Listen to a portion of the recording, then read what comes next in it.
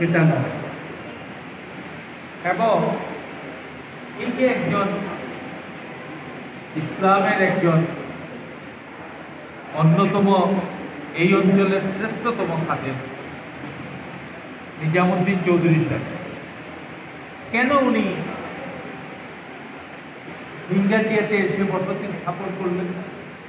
মানুষ কি তার বসতি ছেড়ে অন্যত্র চলে যায়?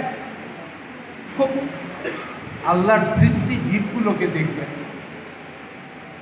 পাখিকে দেখবেন, সারাদিন এদিক সেদিক বিচরণ করল, সন্ধ্যেবেলা তার নীড়ে ফিরে গেল।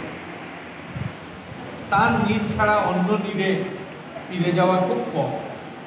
খুব খুব ক্ষুদ্রাতি ক্ষুদ্র জীব অনুজীব দেখবেন তারও একই অবস্থা, তার বাড়িতে ফিরে যায়। তো একজন মানুষ তিনি বসতি পরিবর্তন করে ফেললেন, এক জায়গা থেকে এসে আরেক জায়গায় অবস্থান নিলেন কেন? এটা আমাদেরকে ভাবতে হবে। তখনকার সময়ে ভারতের ওই অঞ্চলে ওই জায়গায় তিনি নিরাপদ বোধ করেন না। প্রশ্ন আসবে, কেন করেননি? কি এমন ঘটনা ঘটল যে তিনি নিরাপদ বোধ করলেন না? 1947-এর আগে ভারতবর্ষে গোটা ভারত উপমহাদেশ, যেমন ধরেন এখনকার ভারত, পাকিস্তান, বাংলাদেশ, শ্রীলঙ্কা, এইসব জায়গার মধ্যে হিন্দু মুসলমানদের বসবাস ছিল।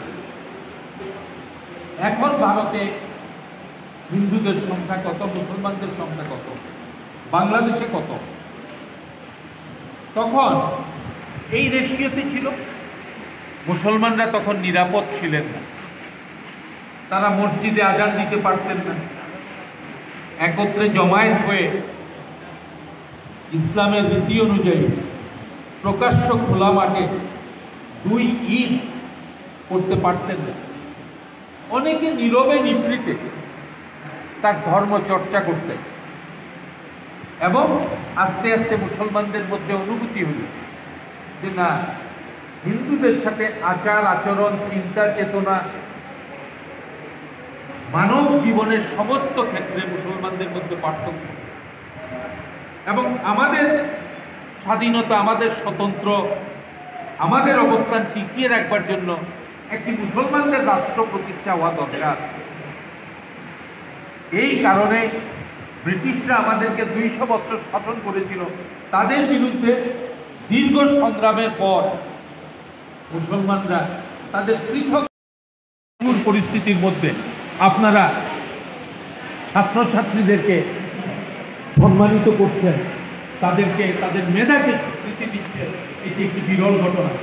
এই প্রতিষ্ঠানটি এটি প্রথম বছর শুরু করেছে। আমি আশা করছি এটি আরও উত্তর বৃদ্ধি পাবে। আমরা যেভাবে পারি এটাতে সহযোগিতা করব। একটি জিনিস গড়ে তোলা খুব কঠিন ব্যাপার, কিন্তু জিনিসগুলোকে নষ্ট করা খুব সহজ ব্যাপার, একেবারেই সহজ ব্যাপার। সেক্ষেত্রে আপনারা সবাই খুব সতর্কতার সাথে এই প্রতিষ্ঠানটাকে এগিয়ে নেবেন এবং এই প্রতিষ্ঠানটা উত্তর শুধুমাত্র তার একাডেমিক কার্যক্রমের মধ্যে থাকবে তা নয়।